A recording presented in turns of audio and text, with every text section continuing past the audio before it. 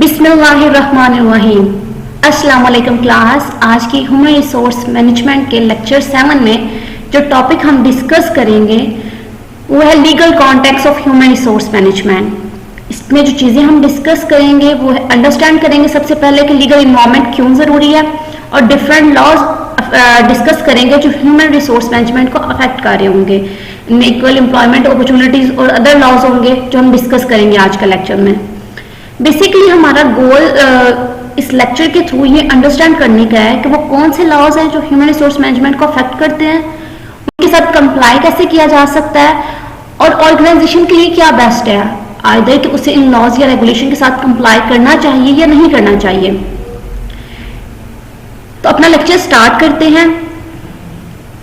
Basically अगर हम define करें कि लेजिस्लेशन या rules and regulation human resource management में क्या होते हैं, ये तो हम इसे यूं डिफाइन करते हैं कि that is an legally acceptable, what is legally acceptable in employment process and focus on protecting the right of individual to have an equal opportunity to enjoy the benefit and privileges of employment.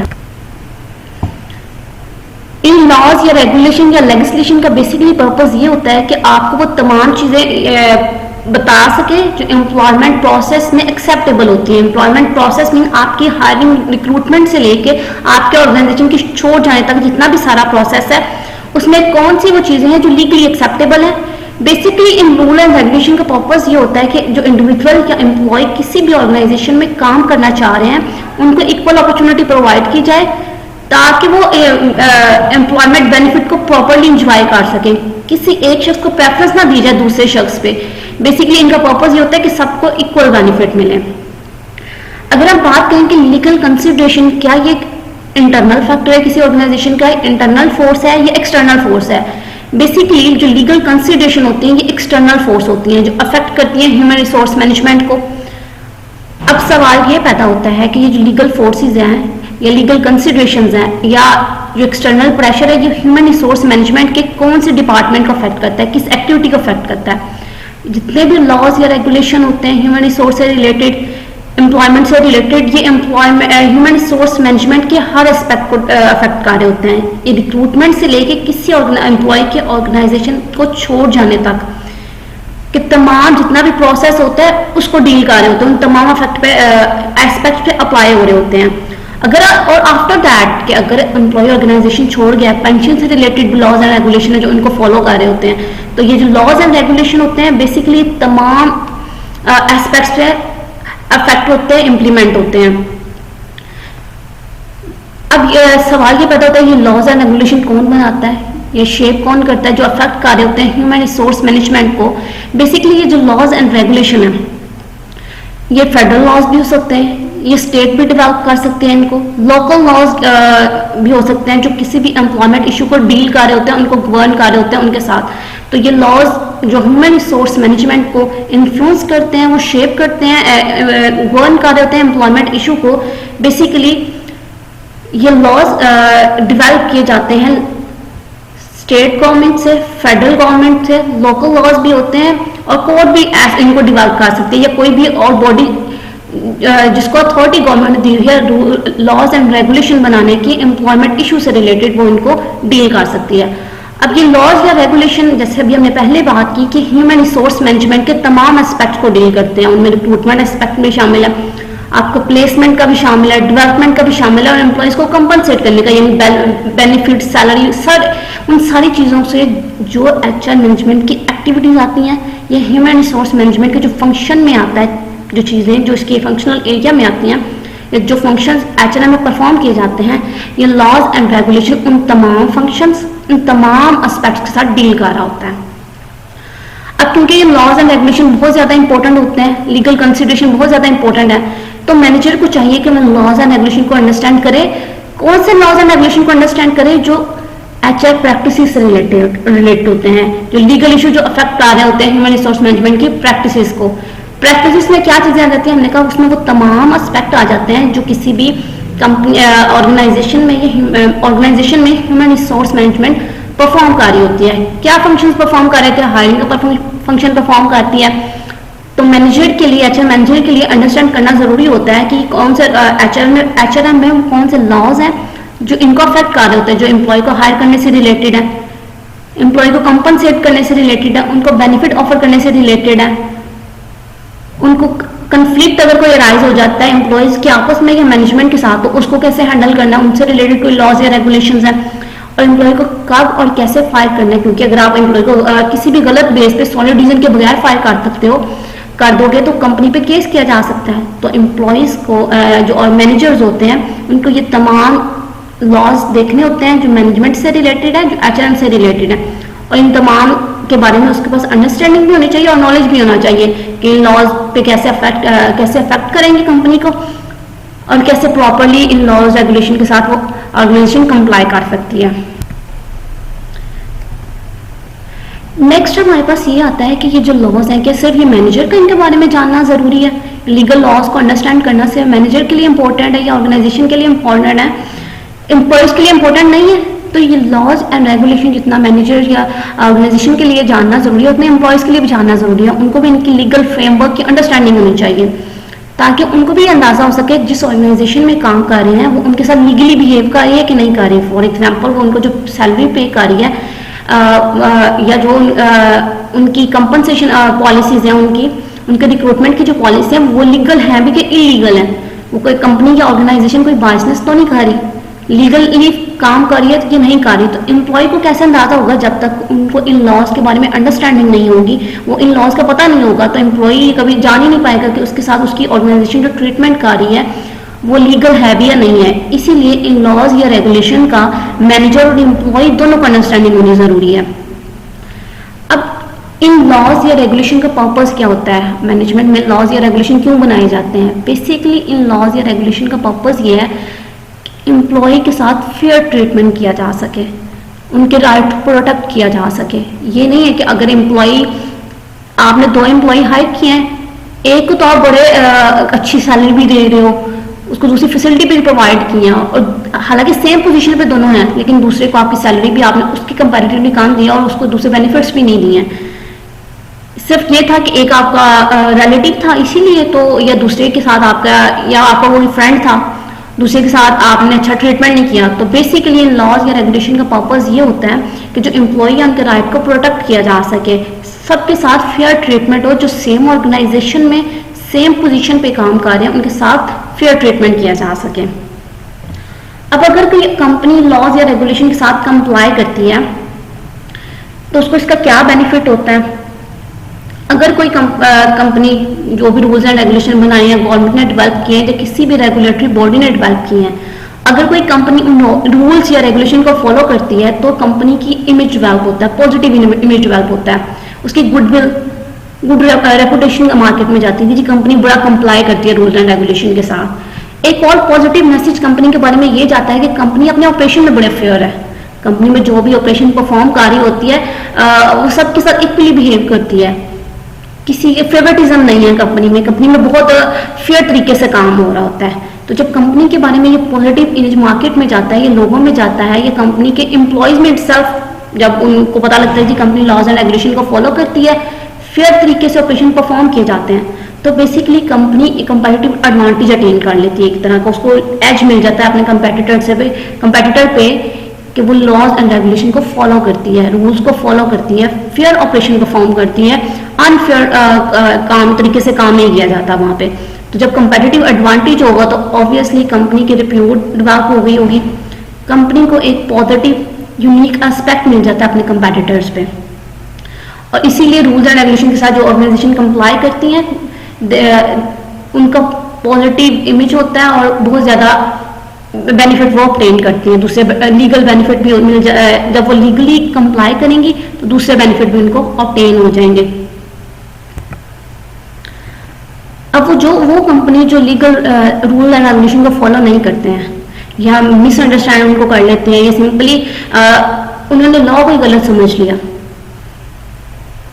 तो उनको बहुत ज्यादा risk भी आ सकते हैं, considerable cost bear करनी पड़ सकती है।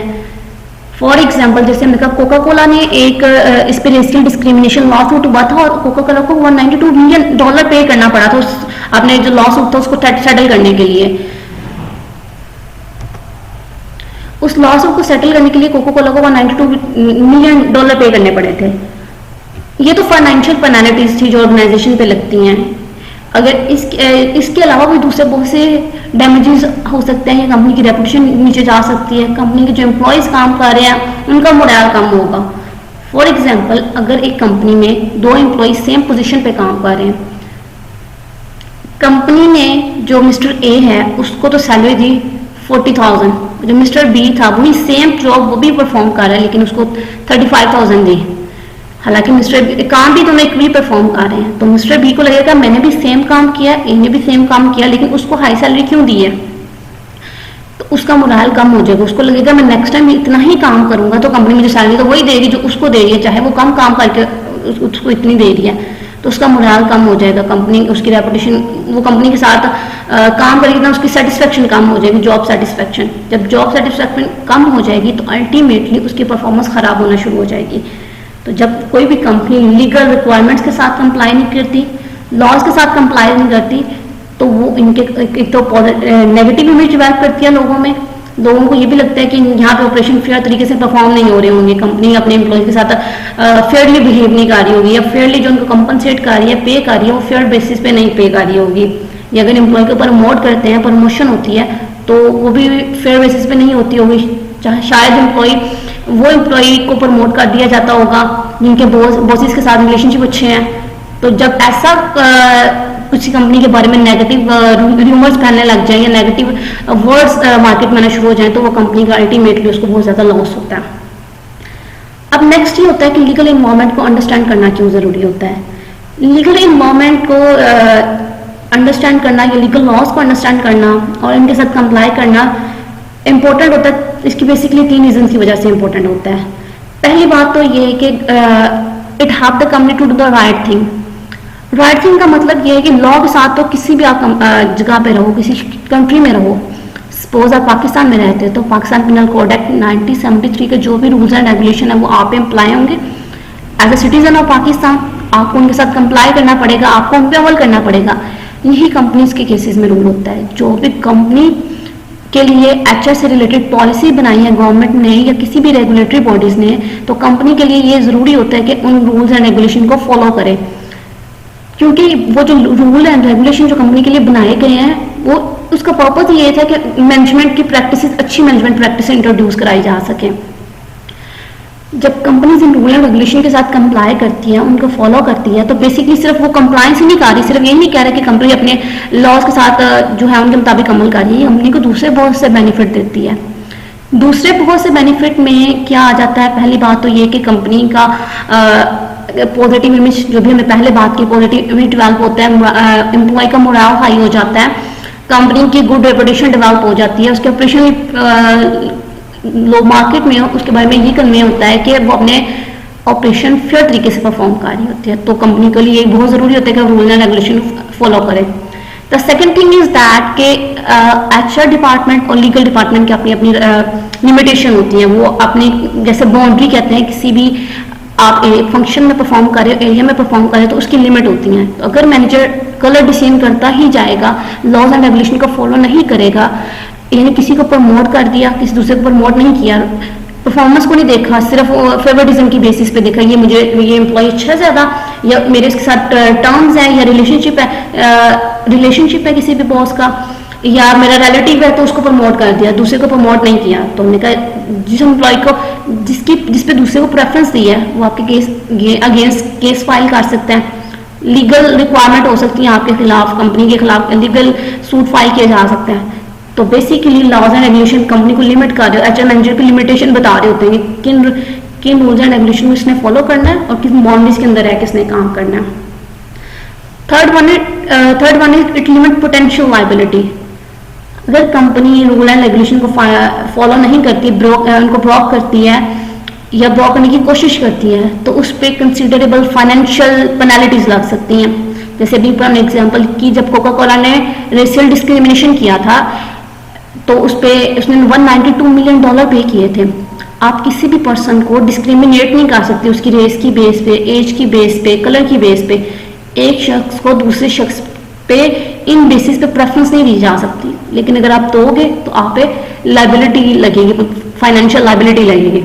तो इन सब से बचने के लिए लीगल HR मैनेजर को चाहिए कि वो लॉज को भी अंडरस्टैंड करे, उनके साथ कंप्लाई भी करे, ताकि इन बेसिक जो भी इश्यूज हैं उनसे बचा जा सके।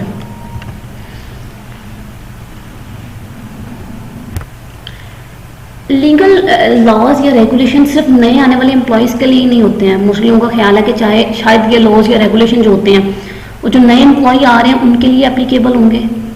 ये जो एम्प्लॉय अभी आपके एम्प्लॉय नहीं बने होते हैं, जो आपके पोटेंशियल एम्प्लॉय या प्रोस्पेक्टिव एम्प्लॉयज़ होते हैं, उन पे भी अप्लाई करते हैं ये रूल्स एंड रेगुलेशन। और जो आपके करंट एम्प्लॉय हैं, जो आपके पास अभी ऑर्गेनाइजेशन में काम कर रहे हैं, उन पे भी अफेक्ट करते हैं।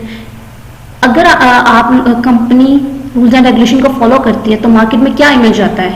अभी हमने बात की, यही इमेज डेवलप होता है ना मार्केट में कि कंपनी रूल्स एंड रेगुलेशन को फॉलो करती है, फेयर तरीके से काम करती है। जब लोगों को पता लग चलेगा कि कंपनी अपने मामला में इतनी फेयर है, अपने एम्प्लॉयज़ के साथ फेयरली बिहेव करते हैं, तो लोग इस ऑर्गेनाइजेशन में काम करना चाहेंगे। और वो जो ऑलरेडी काम कर रहे हैं, करंट एम्प्लॉई हैं आपके, वो भी मजीद कंपनी के साथ जुड़े रहना चाहेंगे, फ्यूचर में भी इसके साथ काम करना चाहेंगे। लेकिन अगर कंपनी लॉज एंड रेगुलेशन को फॉलो ही नहीं करती है, तो जो लोग कंपनी अगर हायरिंग में जा रही है, लोगों को हायर करना चाह रही है, तो लोग तो कंपनी के साथ काम ही करना नहीं चाहेंगे। लगेगा कंपनी तो लॉज को ही फॉलो नहीं करती है, तो हमारे साथ ये फेयरली कैसे बिहेव करेगी। जो करंट एम्प्लॉयज हैं वो भी ऑर्गेनाइजेशन को छोड़ के जाना चाहेंगे।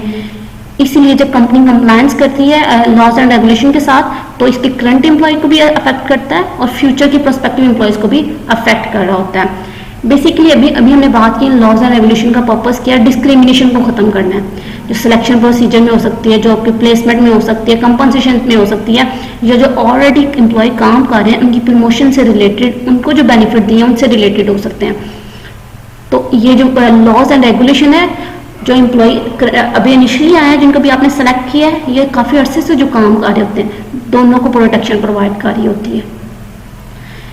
डिस्क्रिमिनेटरी, अगर कंपनी डिस्क्रिमिनेटरी प्रैक्टिस फॉलो करती है, फॉर एग्जाम्पल डिस्क्रिमिनेटरी प्रैक्टिसेस ये होते हैं कि आप एक शख्स को प्रेफरेंस दे रहे हो दूसरे पे, उसकी एज की बेस पे, उसके कलर की बेस पे, उसके रिलीजन की बेस पे, उसके एथनिसिटी की बेस पे, तो ये कंपनी पे इसका बहुत बुरा इम्पैक्ट पड़ता है। एक तो आप लॉ की वायलेशन कर रहे हो, तो दूसरी बात ये कि अगर एक को दूसरे पे प्रेफरेंस दिए सिर्फ इन फैक्टर्स की बेसिस पे, तो एम्प्लॉय की परफॉर्मेंस, अभी हमने पहले बात की, एम्प्लॉय का मोरल कम हो जाएगा, जॉब सेटिस्फेक्शन उसकी अपने लो हो जाएगी, और जो अल्टीमेटली उसकी जॉब परफॉर्मेंस पे बुरा इम्पैक्ट डालेगी, उसकी वो बैडली परफॉर्म करना स्टार्ट हो जाएगा, क्योंकि उसको लगेगा मैं जितनी मर्जी मेहनत कर लूँ, दूसरे को प्रेफरेंस सिर्फ मेरे रिलीजन की बेस पे, कलर की बेस पे, एथनिसिटी की बेस पे मिल रही है, तो कंपनी के साथ इतना फेयरली वो काम नहीं करना चाहेगा, या वो इतनी मेहनत से काम नहीं करेगा जितनी से वो पहले कर रहा होता था। तो ये हमने कहा ये इफेक्ट बुरा डालेगा कंपनी पे। एक टर्म यूज करते हैं एम्प्लॉयमेंट डिस्क्रिमिनेशन और एक फेयर एम्प्लॉयमेंट, दो ये टर्मिनोलॉजीज हैं। बेसिकली एम्प्लॉयमेंट डिस्क्रिमिनेशन ये है कि आप कोई भी एम्प्लॉयमेंट डिसीजन करते हो लीगल फैक्टर की बेस पे नहीं एम्प्लॉय कर रहा होता। लीगल फैक्टर क्या होते हैं? जब आपने किसी को हायर करना है, किसी को जॉब देनी है अपने पास, आप उसकी जॉब की क्वालिफिकेशन देखते हो, उसकी परफॉर्मेंस देखते हो, आप ये देखते हो कि मैं जिस काम के लिए इसको हायर करने जा रहा हूँ, क्या ये इसकी क्वालिफिकेशन मेरे जॉब की क्वालिफिकेशन के साथ मैच करती है, क्या इसमें इतनी काबिलियत है जो मुझे पार्टिकुलर जॉब के लिए रिक्वायर्ड है, उतनी क्वालिफिकेशन है इसके पास। उस बेसिस पे एम्प्लॉयमेंट डिस्क्रिमिनेशन में आप डिसीजन नहीं करते हो, आप अपनी जो फॉल्स स्टेरियोटाइप्स होते हैं या प्रेजुडाइज होते हैं उनके बेसिस पे करते हो। आप अपने पास से आपने कोई कहानियां गढ़नी होती हैं, उनके बेसिस पे, फॉल्स बिलीफ की बेसिस पे आप उनकी हायरिंग करते हो, उनके कलर की बेसिस पे कह लो, रेसिस की बेसिस पे कह लो, फिजिकल डिसेबिलिटी की बेस पे। ये इन डिफरेंट फैक्टर्स हैं, colour, religion, national origin, sex या फिजिकल डिसेबिलिटी की बेस पे आप उनको, उनके बारे में जेंडर की बेस पे आप उनकी सिलेक्शन करते हो। इंस्टेड ऑफ के आप उनकी क्वालिफिकेशन देखो, उनकी परफॉर्मेंस देखो जो मैच कर रही है, जो आपके रिक्वायर्ड है। ये लीगल रिक्वायर्ड फैक्टर्स होते हैं, आपकी जॉब क्वालिफिकेशन, जॉब परफॉर्मेंस वगैरह, ये जॉब रिलेटेड लीगल फैक्टर्स हैं कि जब भी आप किसी को हायर करो तो आप ये फैक्टर्स देखो उसमें, ना कि दूसरे फैक्टर्स देखो, उनकी रेस वगैरह, रिलीजन वगैरह, कलर वगैरह देखो। अगर आप इन बेसिस पे, रेस वगैरह की बेस पे एम्प्लॉयमेंट डिसीजन करते हो तो इसका मतलब आप एम्प्लॉयमेंट डिस्क्रिमिनेशन कर रहे हो। फिर एम्प्लॉयमेंट क्या होता है? जहां पे आप एम्प्लॉयमेंट डिसीजन लीगल फैक्टर की बेस पे करते हो, उसकी क्वालिफिकेशन देके, परफॉर्मेंस देके, दूसरे फैक्टर जो लीगल फैक्टर उनकी बेसिस पे अगर आप डिसीजन कर रहे हो एम्प्लॉयमेंट, आप फिर एम्प्लॉयमेंट कर रहे हो। डिस्क्रिमिनेशन से ये फैक्टर नहीं होती है बेसिकली। दो अपोजिट टर्मिनोलॉजीज एक दूसरे के साथ यूज करते हैं कि एम्प्लॉयमेंट आइदर किसी ऑर्गेनाइजेशन में जो एम्प्लॉयमेंट प्रोसेस है वो डिस्क्रिमिनेशन के बेस पे होता है या वहाँ पे फेयर एम्प्लॉयमेंट तरीके से काम कर रहे होते हैं। अब हम वो लॉज की बात करेंगे जो ह्यूमन रिसोर्स मैनेजमेंट को अफेक्ट कर रहे होते हैं। बेसिकली इन लॉज को ब्रॉडली दो कैटेगरी में डिवाइड करते हैं। एक को हम इक्वल एम्प्लॉयमेंट अपॉर्चुनिटी लॉज कहते हैं और दूसरे को हम अदर लॉज की कैटेगरी में डिवाइड कर देते हैं। इस लेक्चर में जो हम बात करेंगे वो इक्वल एम्प्लॉयमेंट अपॉर्चुनिटी लॉज की बात करेंगे और नेक्स्ट लेक्चर में हम अदर लॉज के बारे में बात करेंगे। इक्वल एम्प्लॉयमेंट अपॉर्चुनिटी बेसिकली जो इक्वल एम्प्लॉयमेंट अपॉर्चुनिटी का कॉन्सेप्ट है ये इवॉल्व हुआ था, ये कंटिन्यू प्रोसेस है। सिविल राइट एक्ट पास किया गया था 1964 में, जिसके बाद में अमेंडमेंट की गई, जिसको के बाद मॉडिफिकेशन की गई और जो फाइन कॉन्सेप्ट है इक्वल एम्प्लॉयमेंट अपॉर्चुनिटी का वो सिर्फ डेवलप किया गया था। कोर्ट डिसीजन डिफरेंट पास हुए और एग्जेक्टिव ऑर्डर्स वगैरह साइन किए गए थे, जिनका बेसिकली पर्पज ये किया था कि इक्वल एम्प्लॉयमेंट अपॉर्चुनिटी को स्ट्रेंथन किया जा सके। अब डिफाइन करते हैं इक्वल एम्प्लॉयमेंट अपॉर्चुनिटी होता क्या है। बेसिकली अगर इसकी डेफिनेशन की बात करें आप देख सकते हैं कि यहाँ पे it's a combination of legislative and judicial policy set forth by federal, state and local government that ensure fair and equal treatment of all person. Job applicant may not be rejected basis on discriminated practices. Equal employment opportunity का basic purpose ये था कि हर employment जो applicant है, जो भी शख्स job के लिए अप्लाई करता है, उसको इक्वल राइट प्रोवाइड किया जाए हायरिंग प्रोसेस में। उसको किसी बेस पे डिस्क्रिमिनेट ना किया जाए, डिस्क्रिमिनेशन ना की जाए एम्प्लॉयज में।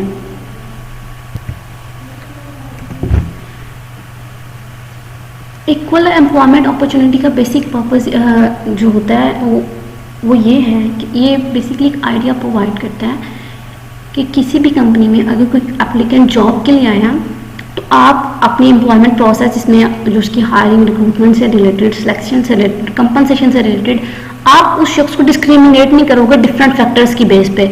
वो डिफरेंट फैक्टर्स क्या हो सकते हैं, आप उसे रेस की बेस पे डिस्क्रिमिनेट नहीं कर रहे होगे, रिलीजन की बेस पे नहीं कर रहे होगे, जेंडर की बेस पे नहीं कर रहे होगे, नेशनल ओरिजिन की बेस पे नहीं कर रहे होगे। ये वो डिफरेंट कैरेक्टरिस्टिक्स हैं जिनकी बेस पे आप किसी भी शख्स को रिजेक्ट नहीं कर सकते सिर्फ ये कह के कि जी ये तो ज्यूइश है, हमें मुस्लिम रिक्वायर्ड करना है, या रिलीजन की बेस पे हो गया, या तो ये अमेरिकन है, हमें तो यूरोपियन चाहिए था। आप इन बेसिस पे या ये तो हमें तो पार्टिकुलर जॉब के लिए किसी मेल की जरूरत है, ये फीमेल है, इसको रिजेक्ट कर दो।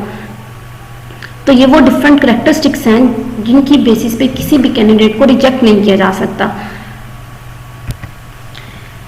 बेसिकली इक्वल एम्प्लॉयमेंट अपॉर्चुनिटीज जो लॉ होता है वो प्रोटेक्शन प्रोवाइड कर रहा होता है माइनॉरिटीज़ को, या वो उन लोगों को जिनको पास्ट में बहुत ज़्यादा डिस्क्रिमिनेट किया गया था, उनकी प्रोटेक्शन के लिए ये लॉ डेवलप किया गया था।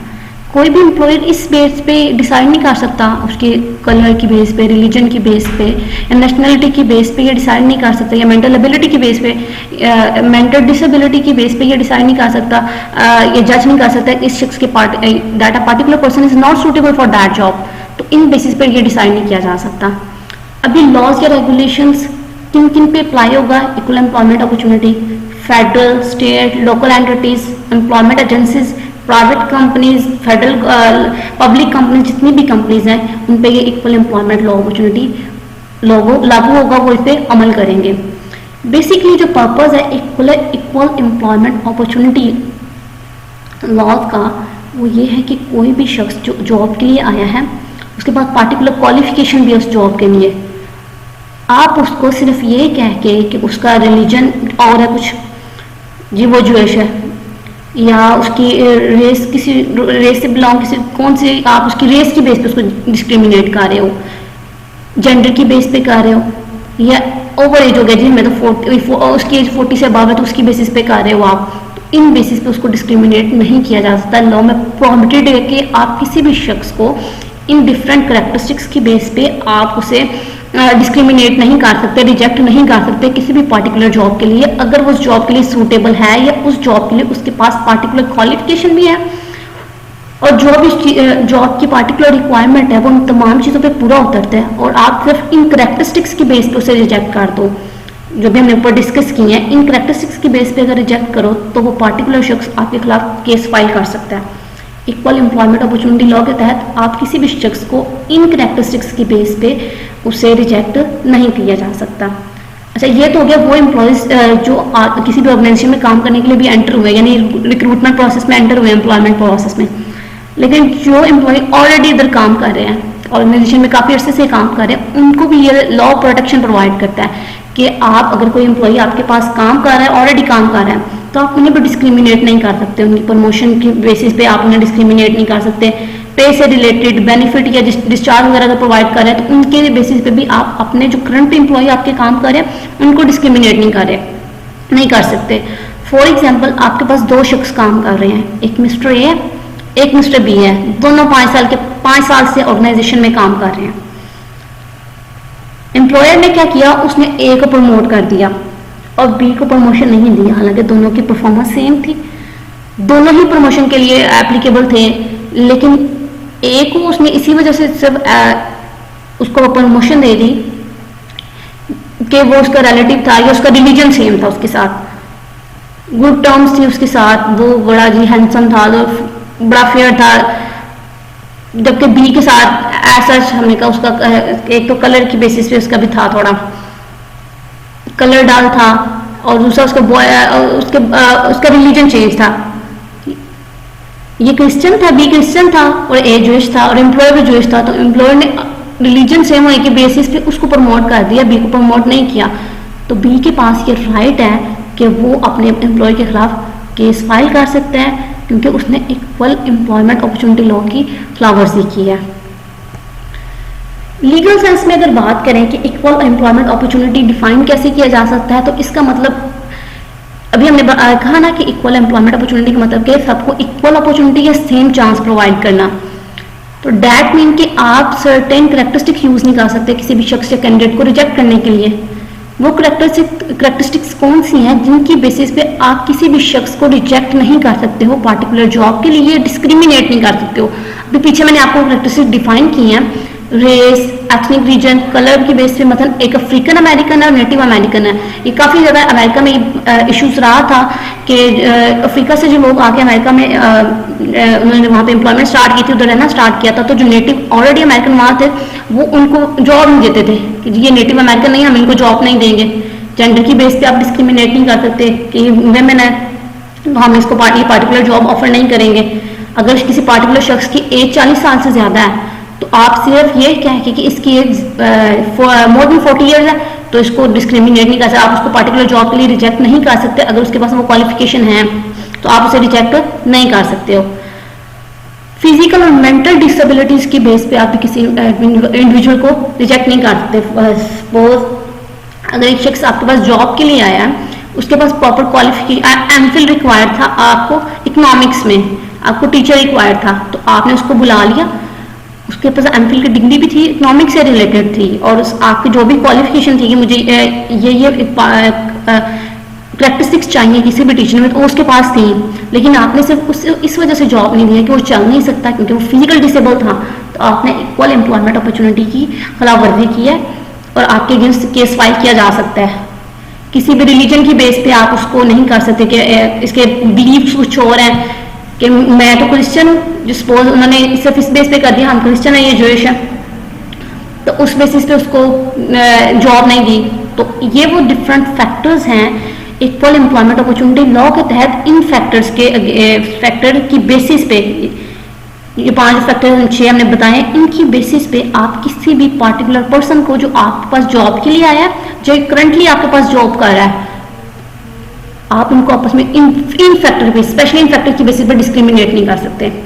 ये जो डिफरेंट कैरेक्टरिस्टिक्स अभी हमने बताया मैंने अभी आपको, इन कैरेक्टरिस्टिक्स को प्रोटेक्टेड कैरेक्टरिस्टिक्स कहते हैं। और जिन लोगों में ये डिफरेंट कैरेक्टरिस्टिक्स होती हैं, क्योंकि लोग हर तरह से, हर कलर के लोग होते हैं, डिफरेंट रिलीजन से आए होते हैं, डिफरेंट नस्ल से ताल्लुक रखे होते हैं, जेंडर डिफरेंट होती है, एज डिफरेंट होती है, तो वो जिन लोगों में ये कैरेक्टरिस्टिक्स होती हैं उनको प्रोटेक्टेड क्लास कहते हैं और इन कैरेक्टरिस्टिक्स को प्रोटेक्टेड कैरेक्टरिस्टिक्स कहते हैं। मेन पर्पस वही ईओक्यू का यही है, ईईओ का, कि हर एक को इक्वल एम्प्लॉयमेंट अपॉर्चुनिटी मिले जॉब करने की भी और प्रमोट होने की भी।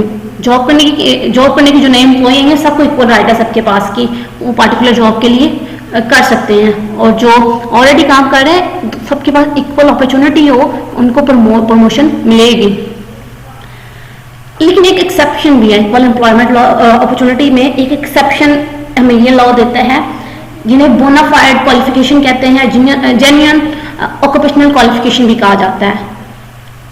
इसके अकॉर्डिंगली ये एक्सेप्शन कहती है कि कुछ जॉब ऐसी हैं जिनमें आप जो भी हमने पहले 6 करैक्टरिस्टिक्स बताई हैं, प्रोटेक्टेड करैक्टरिस्टिक्स की बेस पर डिसीजन कर सकते हो, किसी पर्सन को रिजेक्ट कर सकते हो। ये एक्सेप्शन है इस लॉ की। इस लॉ की एक एक्सेप्शन ये है कि आप ये जो डिफरेंट करैक्टरिस्टिक्स अभी हमने बताई हैं, ऑलरेडी जो प्रोटेक्टेड करैक्टरिस्टिक्स बताई हैं, इनको बेस बना के आप किसी शख्स को रिजेक्ट कर सकते हो, लेकिन जॉब की नेचर डिफरेंट है। यहाँ पे ये एक्सेप्शंस हैं, इनको बोनाफाइड क्वालिफिकेशन या जेन्युइन ऑक्यूपेशनल क्वालिफिकेशन कहते हैं। इसकी एग्जांपल क्या है कि फॉर एग्जांपल अगर आपको अपने प्ले के लिए एक टीनेजर लड़का रिक्वायर्ड है, आपने एक्टर रिक्वायर्ड है, आप एक शख्स को अगर एक शख्स आपके पास आया, वो मिडिल एज था, मिडिल एज एक्टर था, तो आप उसे एज की बेस पे रिजेक्ट कर सकते हो, क्योंकि आपको जो शख्स चाहिए अपनी जॉब के लिए पार्टिकुलर के लिए, वो टीनेजर लड़का चाहिए था। तो ये एक्सेप्शन है, ईईओ में ये एक्सेप्शन है कि जिन्हें बोनाफाइड क्वालिफिकेशन भी कहा जाता है, कि कुछ करैक्टरिस्टिक्स हैं जिनकी बेस उन्हीं कुछ जॉब की नेचर ऐसी हैं जिनमें आप इन 6 करैक्टरिस्टिक्स को जो भी हमने डिफाइन किए हैं, उनको बेस बना के किसी शख्स को रिजेक्ट कर सकते हो। ये जेन्युइन ऑक्यूपेशनल क्वालिफिकेशन या बोनाफाइड क्वालिफिकेशन को नाम दिया जाता है। एग्जाम्पल अभी मैंने आपको बताई है कि अगर आपको टीनेजर लड़का रिक्वायर्ड है, या अगर कंपनी सिर्फ बनाती है मेल क्लॉथ्स है, मेन क्लॉथ बनाती है, तो सिर्फ वो एडवर्टाइज करेगी जॉब के लिए, तो फिर मेन मॉडल के लिए एडवर्टाइज कर सकती है कंपनी। या अगर कोई भी रिलीजियस ऑर्गेनाइजेशन है और उन्हें अपना कोई कैंडिडेट हायर करना है, तो वो ऑब्वियसली उसी शख्स को हायर करेंगे ना जो सेम रिलीजन से बिलोंग कर रहा होगा, क्योंकि उनका पर्पस क्या है रिलीजियस ऑर्गेनाइजेशन का, कि उन्हें अपने रिलीजन के बारे में कन्वे करना है, तो वो उन्हें सेम को हायर कर सकते हैं। इक्वल एम्प्लॉयमेंट अपॉर्चुनिटी की अगर पाकिस्तान में बात करेंगे, अगर ये लॉ या रेगुलेशन पाकिस्तान में एप्लीकेबल है या नहीं है, ऐसे लॉज पाकिस्तान में एप्लीकेबल होते हैं, तो obviously Pakistan penal code act 1973, constitution of Pakistan के तहत, पाकिस्तान कॉन्स्टिट्यूशन 1973 के तहत इक्वल एम्प्लॉयमेंट अपॉर्चुनिटी राइट हर पाकिस्तानी सिटीजन को है। हमारा आर्टिकल नंबर 26 कॉन्स्टिट्यूशन ऑफ 1973 का कहता है कि कोई भी शख्स जो क्वालिफाइड है किसी भी पार्टिकुलर जॉब के लिए, आप उसको डिस्क्रिमिनेट नहीं कर सकते हो उसकी रेस की बेस पे, रिलीजन की बेस पे, कास्ट, जेंडर या रेजिडेंट प्लेस या बर्थ प्लेसेस की बेस पे। एक्सेप्शन जैसे अभी हमने प्रोवाइड की थी कि अगर पार्टिकुलर जॉब के लिए वो शख्स रिक्वायर्ड नहीं है, जॉब की नेचर ही ऐसी है कि वो आप उसको डिस्क्रिमिनेट करना पड़े। जैसे अभी हमने पीछे एग्जांपल में बात की कि अगर आपको एक्टर रिक्वायर्ड था, मेल एक्टर रिक्वायर्ड है, तो आप ऑब्वियसली फीमेल को तो कास्ट नहीं कर सकते, तो एक्सेप्शन है बस वही। बाकी और किसी बेस इन करैक्टरिस्टिक्स के बेस पे आप किसी को डिस्क्रिमिनेट नहीं कर सकते हो। आर्टिकल 27 कहता है कि अगर पाकिस्तान में कोई भी जॉब जो बोथ जेंडर के लिए एप्लीकेबल है, यानी मेल और फीमेल वो जॉब दोनों ही कर सकते हैं, तो आप किसी भी फीमेल को ये कह के रिजेक्ट नहीं कर सकते कि हम आपको इस पर्टिकुलर जॉब के लिए नहीं रख सकते।